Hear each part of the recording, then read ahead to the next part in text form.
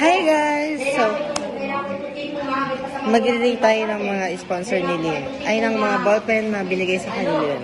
So, before that, papakita ko rin sa inyo yung sponsor niya. Ito! Very demure. Hello Kitty. So, i-rate ko siya. I give this as an 8/10 because kita niyo naman hindi napapantay.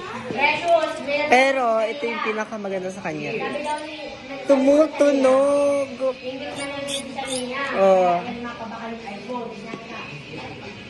So, heto na. Dito na tayo sa mga ballpen. Wait lang.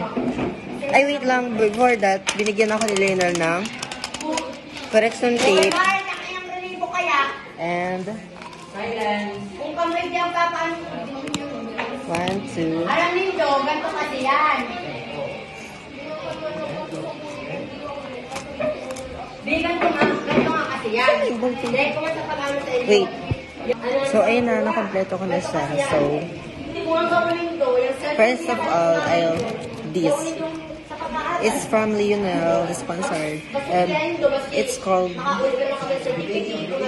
Diamond. Diamond ang pangalan niya. So, I'll give this 7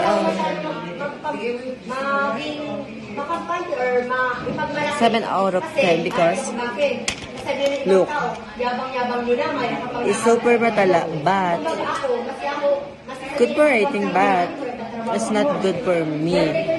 Like, I don't like it. Next is these ball pens. I'll give these ball pens 5/10 because look, it's super tala, like nag-i-smudge siya. No, I don't like this. Siyempre, last week binigay ito sa kanila, and I give this a 10/10 because it's so aesthetic.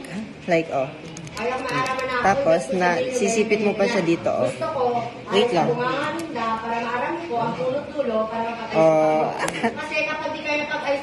So, 10/10 to. Din sa kabigay lang sa akin nung Webes, I think.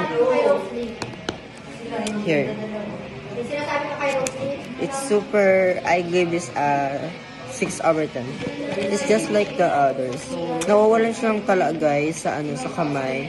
But I don't like it, so 7/10. Before I end, please let me add because wala na kaming budget. Bili na kayo ng Mountain Dew. Huwag na. Basta bili lang kayo para may budget. Di ba, nagre-lesson sila sa ESP? Bye guys! Inot na inot, kung alam mo sa sarili mong gano'n,